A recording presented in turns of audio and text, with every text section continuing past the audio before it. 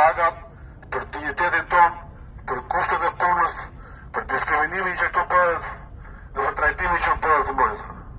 Të bëhet para ka qenë 1 maj, ka vazhduar me topimet të datës 5 dhe 6 shtator, ku publikisht kemi kërkuar dhe kemi drejtuar kërkesat tona kompanisë. Ajo që po kërkojmë është trajtimi me dignitetin asëtarëve dhe trajtimi të me paga dignitoze. Po ndihemi të diskriminuar në etni, sepse kinezët marrin paga shufish, 10 rafish deri 100 rafish në krahasim me pagat që marrin punonjtë këtu. Po trajtohemi të diskriminuar në mënyrë etnie në vendin tonë.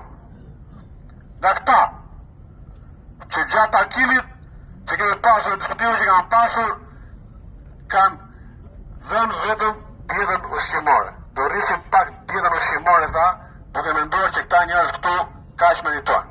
Thjesht han buk. Jo, këtu kryen volume pune shumë të mëdha. Këtu punohet në kushte pune të vështira. Këtu jemi në industri të rëndë e cila meriton paga dignitoze. Kërkojmë 18% rritjen e fondit të përgjithshëm të pagave dhe shpërndarjen e tij për pagat e punonjësve të fushës, të cilët nxjerrin të naft e shihni ju dhe merrni benefitet.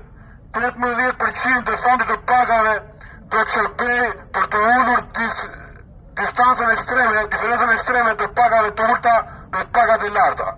Kur paga e CEOs arrin deri 200 fish të pagat e këtyre djeve që janë këtu. Ku një këshilltar ligjori juaj dalë në përgjime dhe publikuar në media, mirë të 850.000 euro, ku këtu ka punojsh ma në 900 apo 1 milion euro në vit. E gjithë